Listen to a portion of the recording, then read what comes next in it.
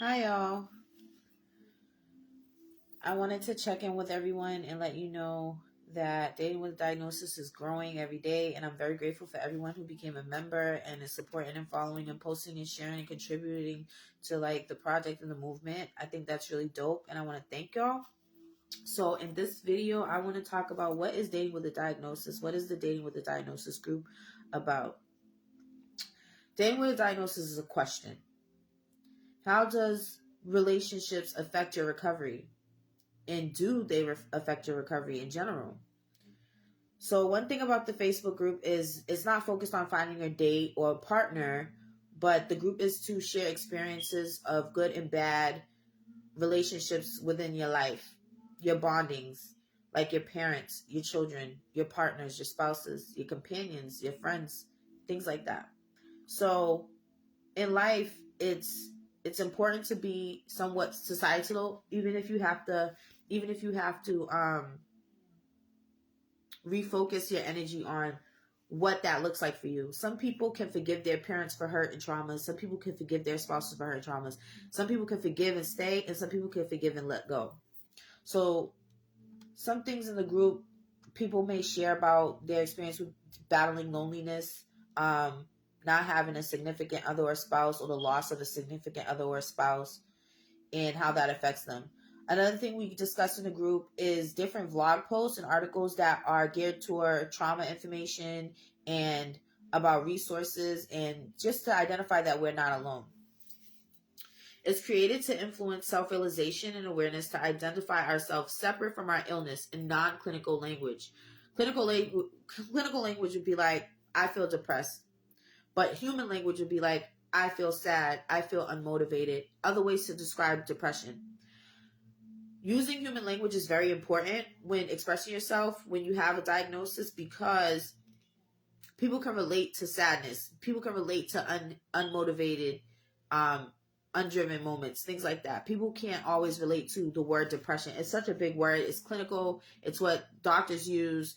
And we want to be able to have people support us, allow us to be supported, and support ourselves by using human language. So instead of saying you have anxiety, you could say I'm scared or I'm worried or something like that in a human language. So that's what human language would be.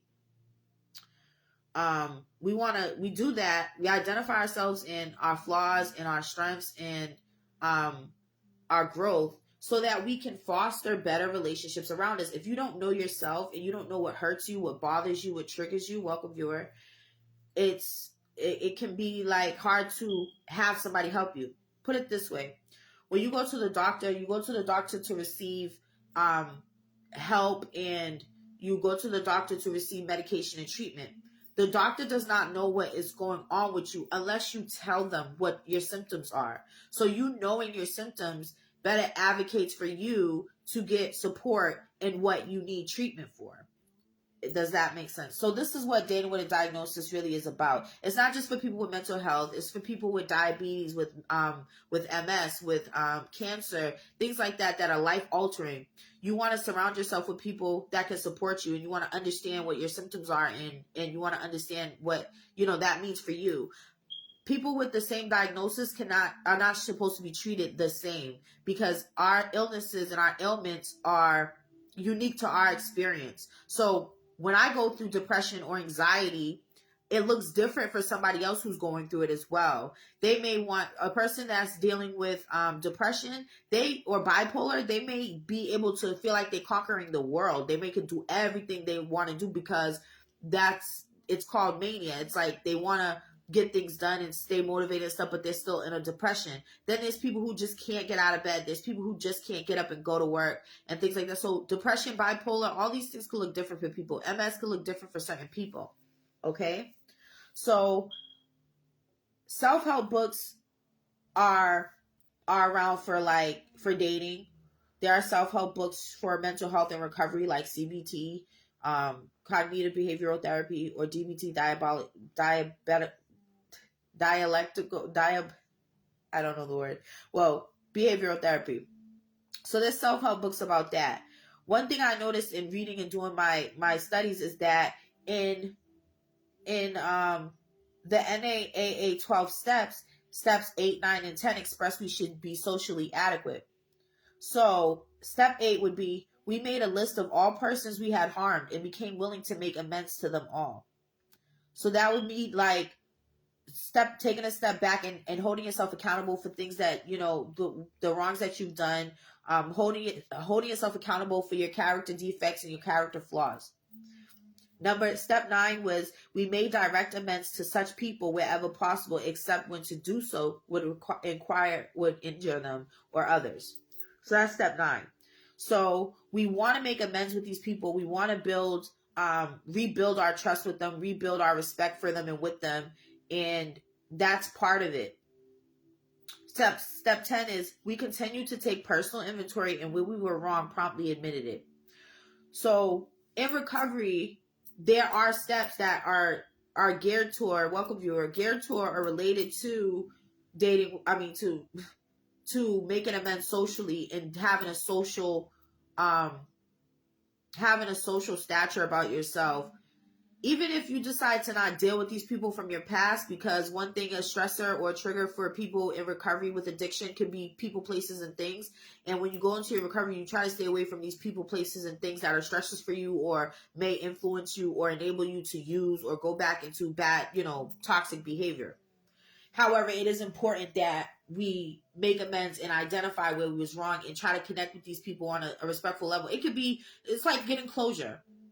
When you have when you're having a bad breakup, or when you felt abused by somebody or somebody abused you, you can either cut them off and not deal with them and not face the music at all, or some people would like to go back, revisit it, and get closure. That's really a personal choice. Recovery is a different experience for everyone, but dating with a diagnosis is definitely a way to identify ourselves first, then focus on receiving support or respect, or even asking for help. I feel like since I started doing dating with a diagnosis and doing doing some work on it and some studies on it, I realized more about myself and my diagnosis. The way I express what I'm going through has changed, and I'm just grateful that I'm not alone in this. And I've noticed in more people who are like, yeah, I can identify with that. That's, something that I struggle with every day. I have some friends that have MS and diabetes, and it's hard for them to want to go out on a date, or it's hard for them to want to be around their family because people just don't understand. And we don't have to make them understand, but if we understand ourselves, that could promote a better connection for ourselves with ourselves, and be able to manage ourselves better, and hopefully keep our heart open, that when we can tell somebody what's really going on, it's helpful for us, because we can't just be alone, you all. We can't. So some stuff you will see in the group is we'll post funny memes about videos and reels from Facebook, articles from Psychology Today, YouTube, resources, jokes. People will post and share intimate parts of stuff. It's definitely a safe space. I haven't had any issues in the group with anyone being negative or being rude or disrespectful. Welcome viewer.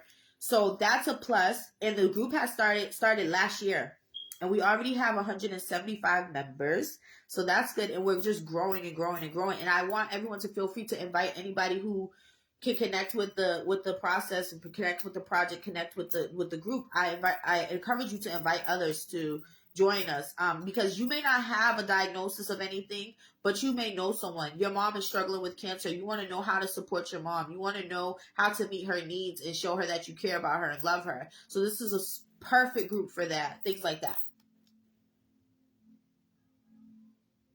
So some things to look forward to with the diagnosis group is some workshop geared type of lives. I like to do lives.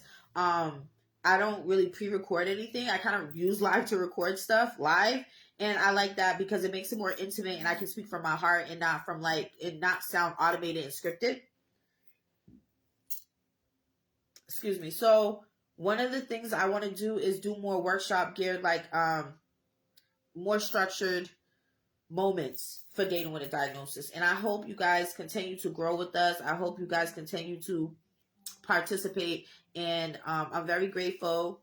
And I'm going to end this video now. I just wanted to share with you guys what dating with a diagnosis group was all about. All right? You're loved. Peace.